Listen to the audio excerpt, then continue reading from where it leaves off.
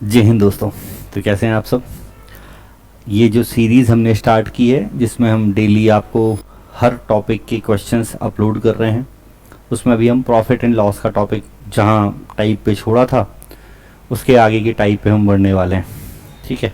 हालांकि जीवन में आपके यहाँ ऐसा नहीं होता है, कोई आपको जहाँ छोड़ता है तो आप किसी और को पकड़ लेते हैं, लेकिन यहाँ हमने टाइप वाइज ही पढ़ना है। तो लास्ट क्लास में जो टाइप हमने पढ़ लिया है उसके आगे के टाइप को हम पढ़ेंगे, और प्रॉफिट लॉस में मैं आपको प्रीवियस ईयर के क्वेश्चंस करा रहा हूँ और सारे टाइप वाइज।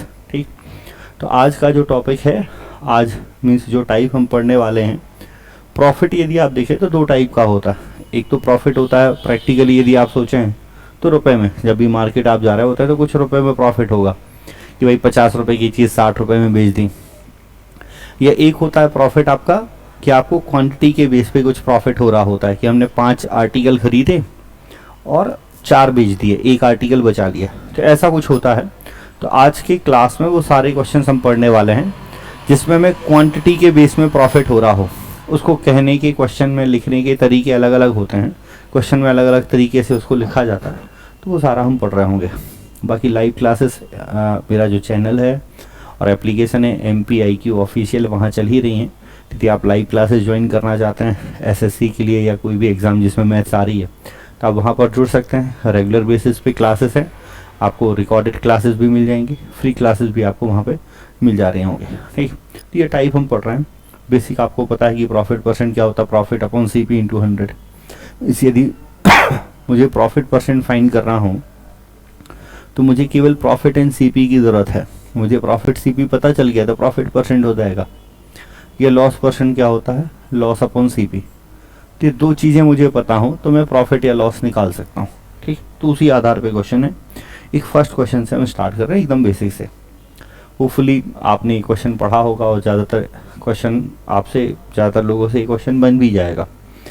इस टाइप के बहुत सारे क्वेश्चन हैं हम इस सेशन में पूरा करने वाले हैं। काफ़ी सारे क्वेश्चन मैंने लिए हैं इसी साल, पिछले साल में पूछे गए। जैसे यहाँ क्वेश्चन कह रहा है कि 10 वस्तुओं का लागत 7 वस्तुओं के विक्रय मूल्य के बराबर है, लाभ या हानि पता होना चाहिए। ठीक है, ये पूछ रहा है। तो ये क्वेश्चन को यदि मैं आपसे बोलूँ कि आप पढ़ते साथ ही इस क्वेश्चन को सोच लो कि क्या आंसर होगा, तो बात अलग है। आपको यहाँ दिख रहा है कि 10 का लागत मूल्य, इसका मतलब ये आपका सेलिंग प्राइस हो गया और ये कॉस्ट प्राइस है। तो आप दिख रहे हैं कि आपको 3 रुपये प्रॉफिट है, 7 पर निकालोगे तो 3/7 आपका आंसर होगा। 42 सही 6/7 आएगा। तो हम इसको केवल क्वेश्चन को इतना ही करके कर सकते हैं, लेकिन शुरुआत है, फर्स्ट क्वेश्चन है, तो हम थोड़ा सा डिटेल में पूरी कहानी को देख लेते हैं। ठीक है, फर्स्ट क्वेश्चन है तो हम डिटेल में समझ लेते हैं। कह रहा है कि 10 वस्तुओं का लागत मूल्य, ठीक, CP ऑफ 10 इज इक्वल है SP ऑफ 7 के। ये मुझसे कहा गया है। तो मैं यदि इस SP के अपॉन में CP को ले जाऊं और 7 को इसके अपॉन में ले आऊं, तो देखो मुझे डायरेक्टली CP और SP का रेशियो मिल गया ना। मेरा सेलिंग प्राइस कितना है, 10 है, और कॉस्ट प्राइस कितना है, 7 है। ठीक है, सेलिंग प्राइस 10 हुआ और कॉस्ट प्राइस क्या हो गया, 7। तो आपको यहाँ दिख रहा है कि कितना प्रॉफिट है, 3, और किस पर है, 7 पे। ये निकालना है, ये आपका प्रॉफिट परसेंट आ जाएगा। अब लेकिन इसको पूरी प्रोसेस के साथ करने की ज़रूरत नहीं है। हमें ध्यान ये रखना है कि जब भी ऐसा कोई क्वेश्चन आ रहा हो, कभी भी किसी भी टॉपिक में, जहाँ पर क्वेश्चन ये कह रहे हैं कि कुछ आर्टिकल का कॉस्ट प्राइस कुछ आर्टिकल के सेलिंग प्राइस के बराबर है, मतलब कभी भी यदि ये कंडीशन है कि कुछ आर्टिकल का कॉस्ट प्राइस कुछ आर्टिकल के सेलिंग प्राइस के बराबर है, तो यहाँ हमेशा ही क्वांटिटी और प्राइस व्युत्क्रमानुपाती होंगे। ठीक है, मात्रा और कीमत व्युत्क्रमानुपाती होते हैं, इनवर्सली प्रोपोर्शनल होते हैं। कभी भी यदि आपको दिख रहा हो कि कुछ वस्तुओं का कॉस्ट प्राइस, व्युत्क्रमानुपाती का मतलब उल्टा, मतलब हम सरल सा याद रख सकते हैं कि जो कॉस्ट प्राइस की क्वांटिटी है, जैसे यहाँ लिखा है कि 10 वस्तुओं का क्रय मूल्य। ठीक है, तो ये क्रय मूल्य जो है वो ये 10 वस्तुओं का है, तो ये CP की क्वांटिटी है। तो जो कॉस्ट प्राइस की क्वांटिटी होगी वो हमारा हमेशा सेलिंग प्राइस बनेगा, और जो सेलिंग प्राइस की क्वांटिटी है वो हमारा हमेशा क्या बनेगा, कॉस्ट प्राइस। हमेशा ये दोनों व्युत्क्रमानुपाती होंगे। मात्रा का उल्टा पैसे कहलाएगा, कीमत कहलाएगा। तो मुझे दिख रहा है कि विक्रय मूल्य मेरा 10 है, क्रय मूल्य 7 है, तो मुझे पता है कि कितना प्रॉफिट है 3, और 7 पे निकालोगे 3/7 की वैल्यू याद है, तो हार्डली ये क्वेश्चन 5 सेकंड का है, गर्दा उड़ा देंगे आप 5 सेकंड में। जैसे यहाँ लिखा है, अब आप ट्राई करो, 36 किताबों का क्रय मूल्य, तो ये विक्रय मूल्य हो गया हमारा, 30 के विक्रय मूल्य के बराबर है, तो ये क्रय मूल्य हो गया। तो दिख रहा है कि कितना प्रॉफिट है 6, और किस पर निकालोगे 30 पे। 6 को जब 30 पर निकाल रहे होंगे तो कितना परसेंट आ रहा होगा, 20% आएगा। ठीक है, जो क्रय मूल्य की क्वांटिटी है वो विक्रय मूल्य है, जो विक्रय की क्वांटिटी है वो क्रय मूल्य है। यहाँ फिर से कह रहा है 850 वस्तुओं का लागत मूल्य 595 के विक्रय मूल्य के बराबर है। मतलब ये एसपी है और ये सीपी, माइनस कर दो तो प्रॉफिट आ गया। ठीक है भाई, जो लागत मूल्य की वस्तुएं हैं वो विक्रय मूल्य है, जो विक्रय मूल्य की वस्तुएं हैं वो लागत मूल्य है, तो माइनस करना है हमें। ठीक है, तो कितना प्रॉफिट आएगा सर, 255। अब 255 850 का कितना परसेंट है ये हमें सोचना है भाई। उस 850 में, सॉरी 595 का, 255 595 का कितना परसेंट है हमें सोचना है, यही मेरा आंसर होगा।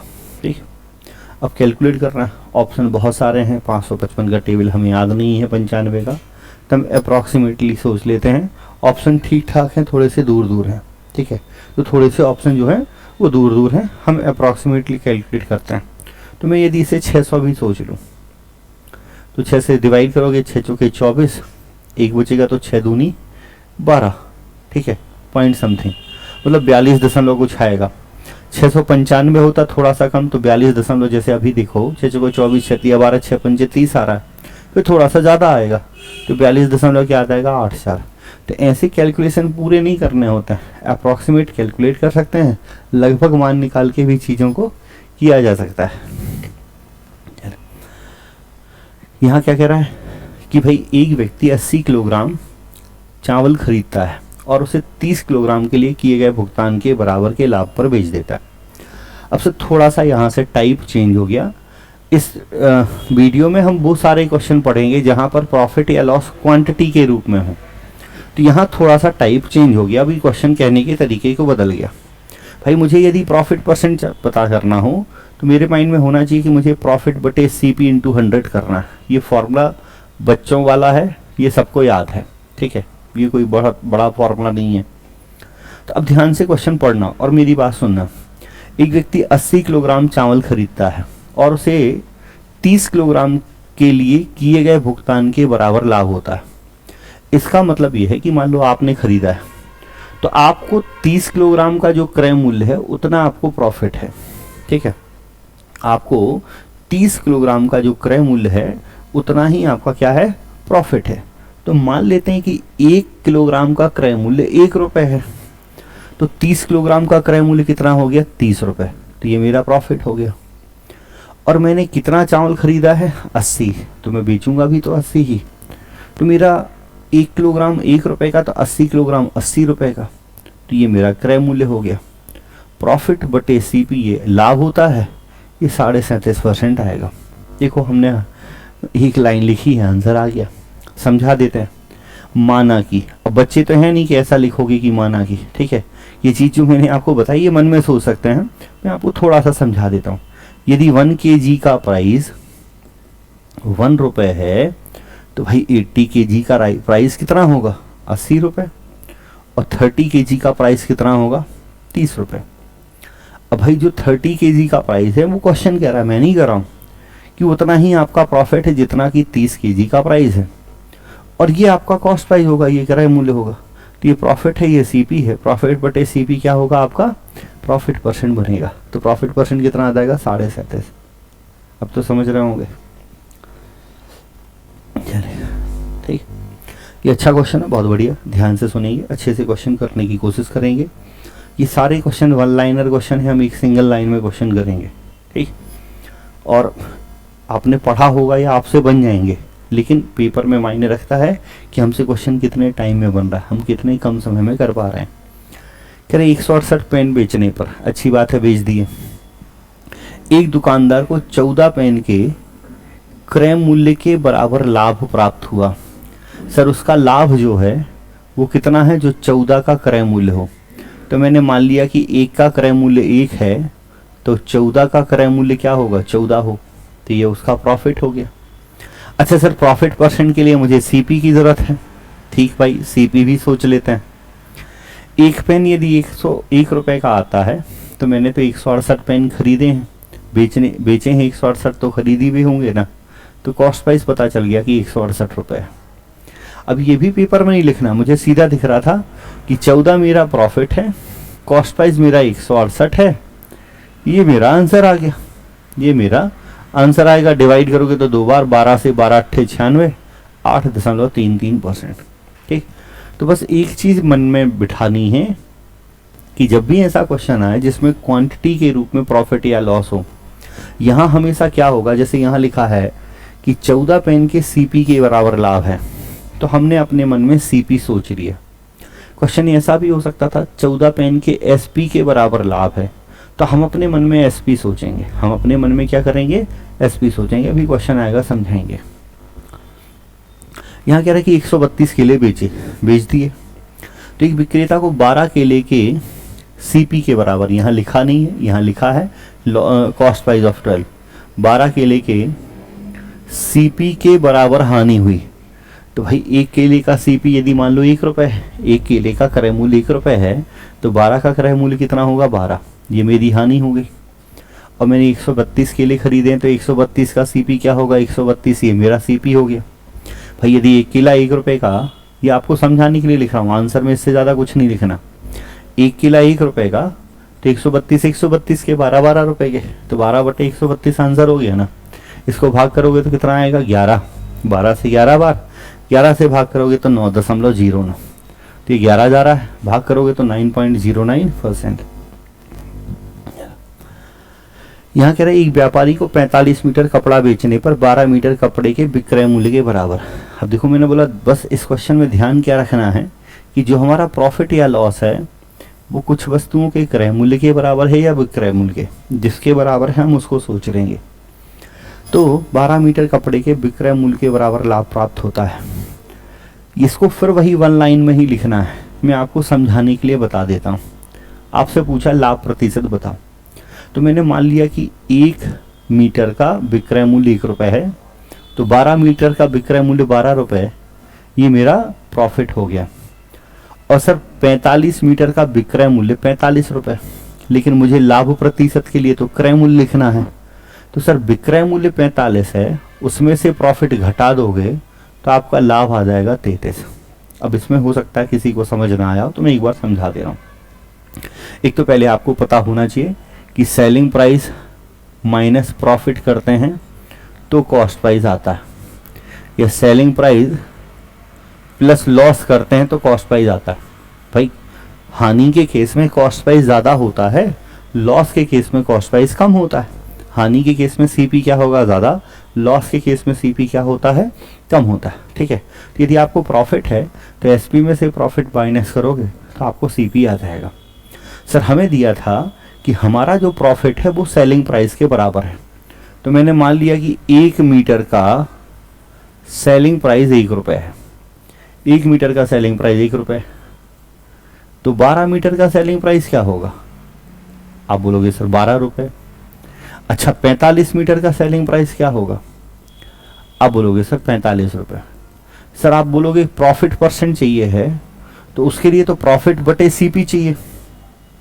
सर क्वेश्चन कह रहा है कि प्रॉफिट उतना ही है जो 12 मीटर का सेलिंग प्राइस है, मतलब ये मेरा प्रॉफिट है, लेकिन मुझे सीपी पता नहीं है। तो यदि मैं एसपी में से प्रॉफिट माइनस कर दूं तो सीपी आ जाएगा, तो मैंने माइनस कर दिया तो 33। तो यही चीज़ तो मैंने आपसे डायरेक्टली बोली थी ना। देखो आप ध्यान से बताओ, आप में से सभी इतने होशियार हैं, इतना आप अपने ऊपर विश्वास रखो कि 45 माइनस 12 बिना लिखे कर लोगे। ठीक, ये चीज़ सोचनी थी, ये मन में सोचा जा सकता था। यदि मुझे सेलिंग प्राइस पता है, कॉस्ट प्राइस निकालना हो, प्रॉफिट है तो उसमें माइनस कर दो, लॉस होता तो प्लस कर देते, लॉस होता तो प्लस कर देते। अब 3 से भाग करना है, 3 से भाग करोगे 4/11, तो 36.36% आपका करेक्ट आंसर बनेगा। ठीक, और लो एक और क्वेश्चन ले लेते हैं। क्या कि 63 वस्तु को बेचने पर एक आदमी को 9 वस्तुओं के फिर से विक्रय मूल्य के बराबर हानि है। अब बस ध्यान रखना, मैंने अपने मन में सोचा कि एक वस्तु का विक्रय मूल्य 1 रुपये, तो 9 वस्तुओं का विक्रय मूल्य 9 रुपये, ये मेरी हानि है।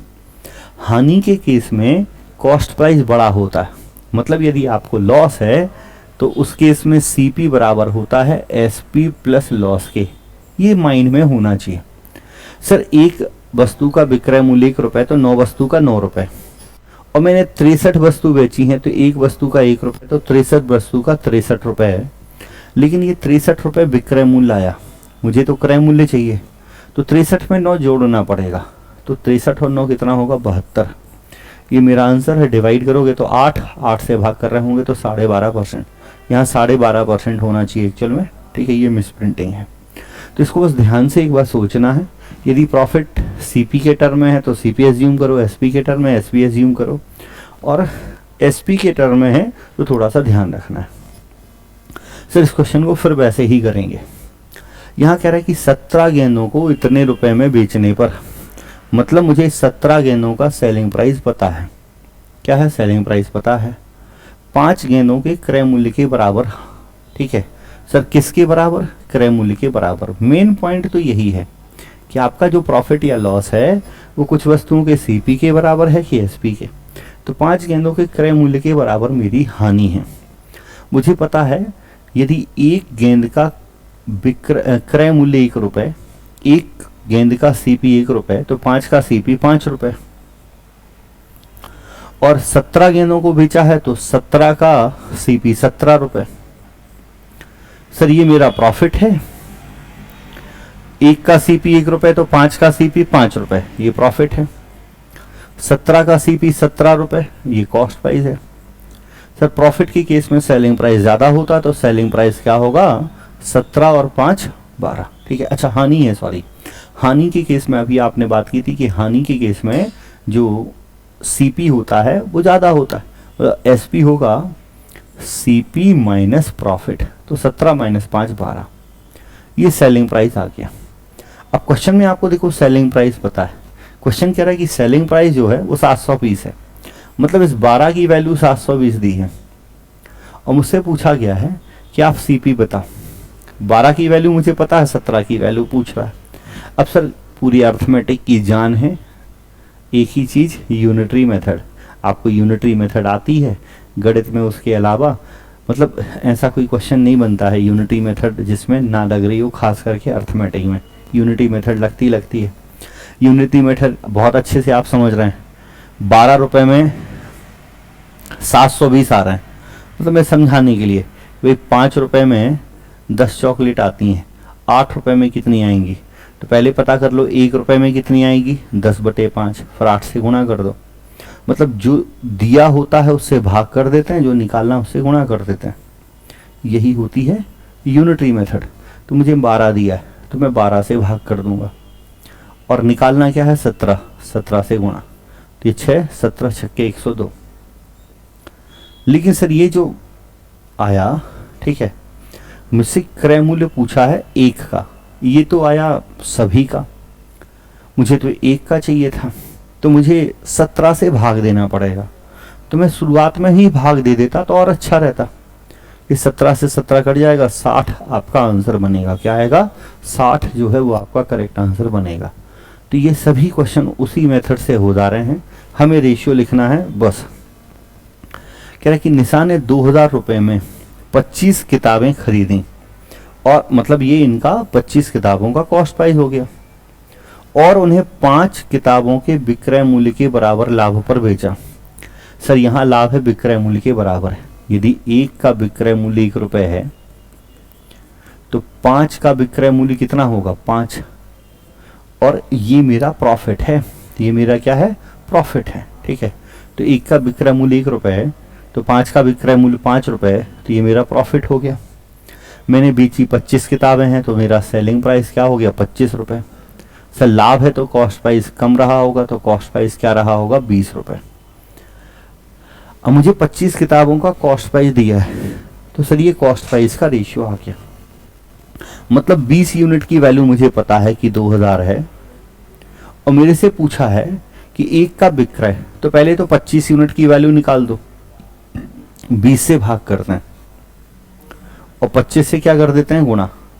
लेकिन सर ये जो विक्रय मूल्य आया, सॉरी ये जो क्रय मूल्य आया है, विक्रय मूल्य आया है, ये 25 किताबों का आया है। मुझसे एक का पूछा तो लास्ट में 25 से भाग करना पड़ेगा, तो ये कट गया, ये भी कट गया, 100 रुपये बचेगा।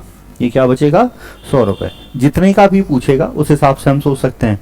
यदि मुझे 25 किताबों का विक्रय मूल्य पता है, एक का बताना है, तो 25 से भाग करना ही पड़ेगा। यहाँ भी भैया अब आप वीडियो पॉज करके खुद से ट्राई करें।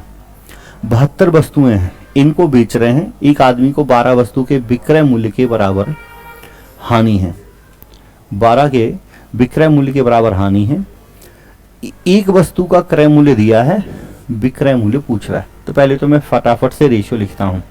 विक्रय मूल्य के बराबर हानि है, तो मान लो एक वस्तु का विक्रय मूल्य 1 रुपये है, तो 12 वस्तुओं का विक्रय मूल्य 12 रुपये, तो मेरे पास सेलिंग प्राइस आ गया 12। एक का विक्रय मूल्य 1, तो 12 वस्तुओं का विक्रय मूल्य 12, और 12 वस्तुओं के विक्रय मूल्य जो है उतनी मेरी हानि है, तो ये मेरा लॉस आ गया। 12 के विक्रय मूल्य के बराबर मुझे हानि है, तो ये मेरा लॉस आ गया। मैंने बेची 72 हैं, तो एक वस्तु 1 रुपये में बेच रहा हूं, तो 72 रुपये में बेची होंगी। अब से जब लॉस होता है तो क्रय मूल्य होता है ज़्यादा, लॉस के केस में सीपी ज़्यादा होता है। इन दोनों को ऐड करोगे तो 84 आएगा। अब आप देखो, वस्तु का क्रय मूल्य मतलब 84 की वैल्यू आपको दी हुई है, और आपसे उसका विक्रय मतलब 72 पूछ रहा है, तो 980 को 84 से भाग कर दो और 72 से गुणा कर दो। अब इस बार और कुछ नहीं होगा, क्योंकि इस बार एक वस्तु का क्रय दिया है, एक का विक्रय पूछा है, तो इस बार कुछ और नहीं करना है। पिछले क्वेश्चन में ऐसा नहीं हो रहा था।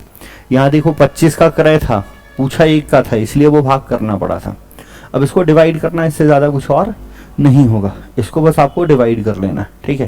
जैसे आप डिवाइड कर रहे होंगे, 12 सत्ते 84, 12 छिंग 72, 7 एकम 7, ठीक है, 7 चौके 28, नहीं 7 एकम 7 चौके 28, ये तो पूरा डिवाइड हो गया, 984। अच्छा 980 है, 84 नहीं है, तो मल्टीप्लाई करोगे तो आपका आंसर आ जाएगा। कितना आएगा, 840, ठीक है। ये 980 था, 984 नहीं है। ये सारे क्वेश्चन लगभग एक जैसे हैं।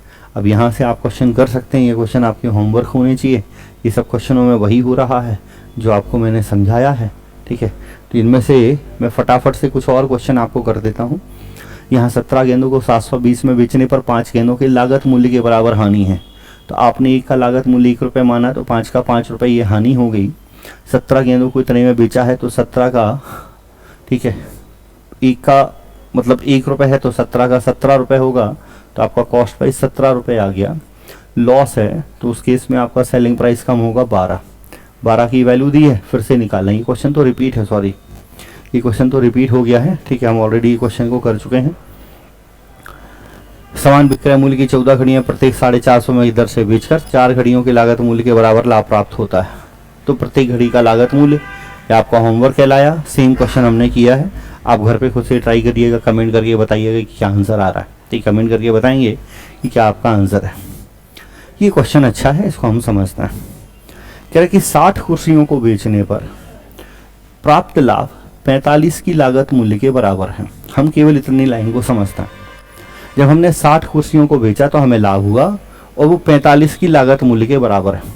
तो सर यदि एक का कॉस्ट प्राइस 1 रुपये है, तो 45 का 45 रुपये होगा, तो मेरा प्रॉफिट हो गया 45 रुपये। और 60 को बेचा है तो एक का कॉस्ट प्राइस 60 रुपये हो गया, तो सेलिंग प्राइस आ जाएगा 105 रुपये। तो यदि मैं CPSP का रेशियो लिख लूँ, तो CPSP का रेशियो 4 और 7 हो गया।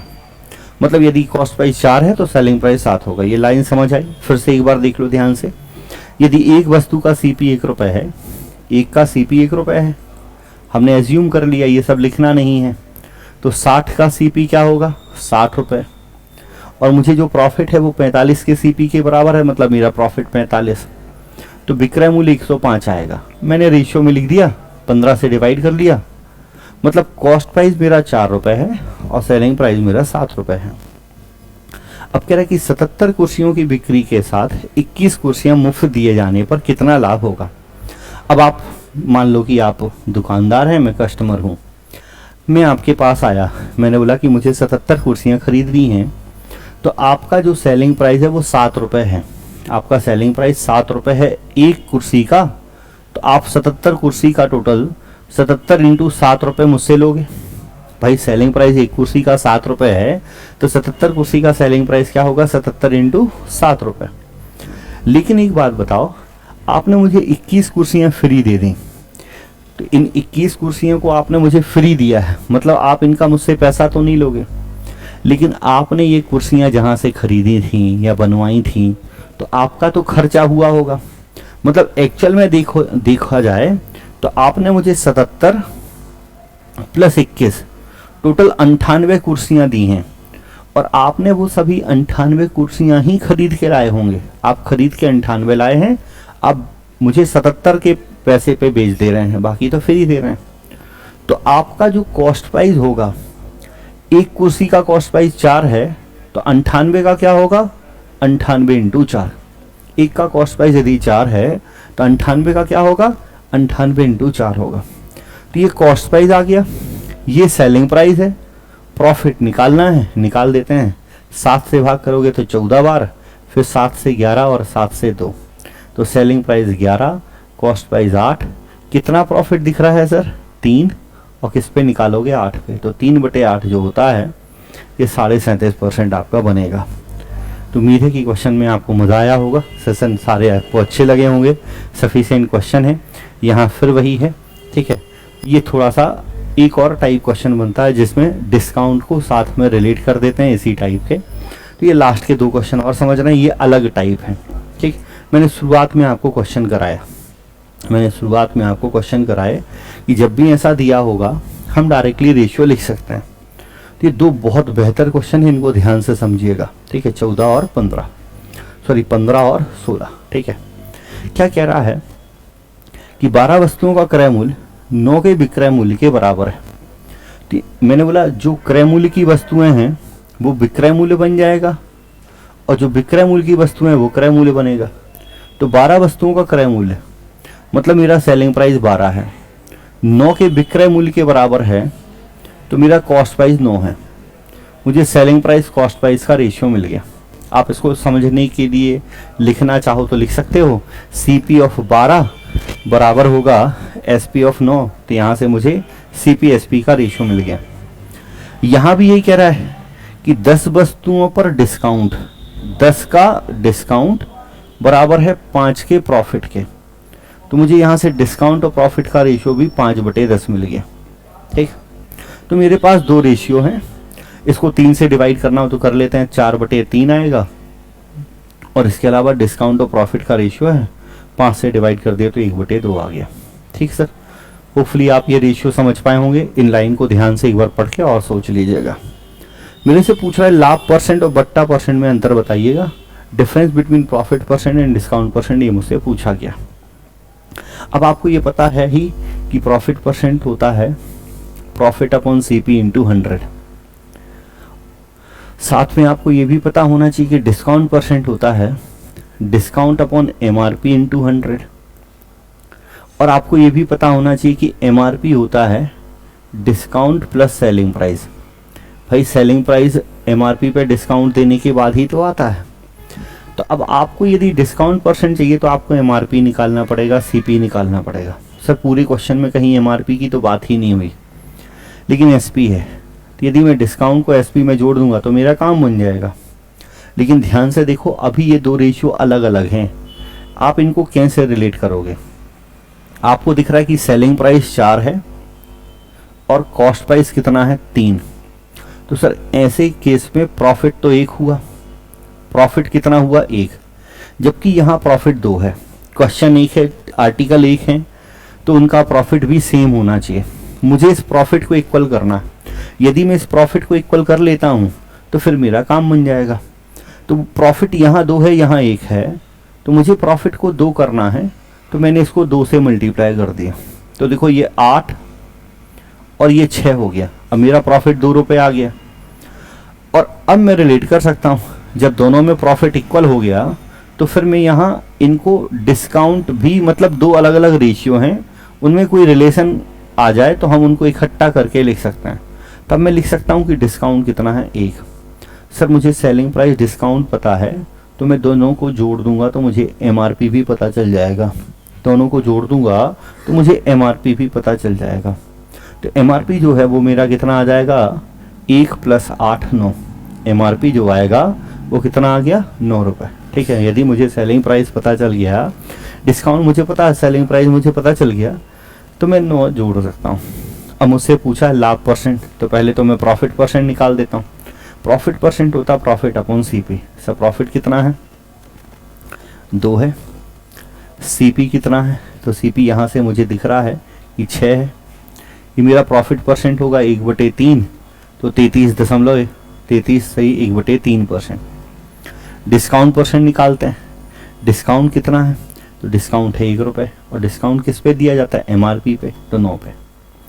तो 1/9 यदि देखा जाए तो 11/9% होता है।